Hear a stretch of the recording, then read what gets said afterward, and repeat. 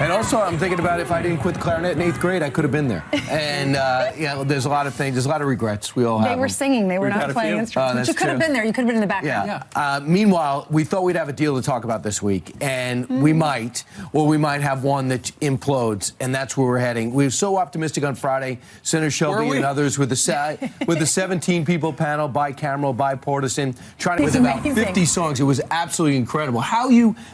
It's hard enough memorizing copy, right? How do you memorize a dance? I do remember Brian tried out for the Jets cheer squad. Remember that? No. On our plaza? No, we've got video. We've got. I gotta see that. We're gonna find it. No. Anyway, thank you very much for joining us on this Monday. We got a lot of news in addition to the fact that we're not great dancers. Right. Meanwhile, which is not news. You tried to dance and you knocked over the painting. I did, on your first day. Yeah. That's the last time I danced on TV. And you had that DJ. We're all bad. Meanwhile, the White House sending a firm message that President Trump's border wall. Just phenomenal. We'll start on the end. If you'll just tell us what happened, how you found out about your life story. Later. And you also have met your biological mother. I did. I actually didn't find this out until I met my...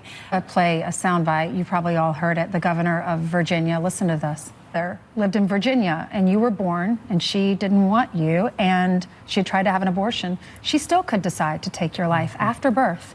How do you feel about that? Live. And here you are living. You're a public speaker, and you go out and you give life and redemption to a lot of women all over the country. What's your message to people who are having to make a decision, and what's your message to those governors that have signed this legislation that adopted all three of you and all of my friends that, you know, anyone who's adopted a child? I have a friend who adopted a little girl, and she said, I hate it when people say I'm the adoptive parent. I want to be the parent. She does have a biological parent, but I am the mom.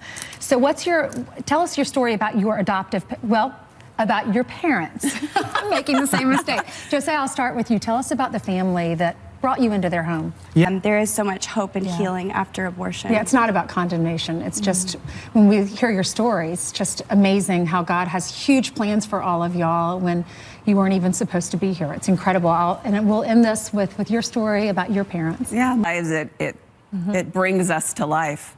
And after 15 years of infertility, my parents had a biological child of their own. Wow.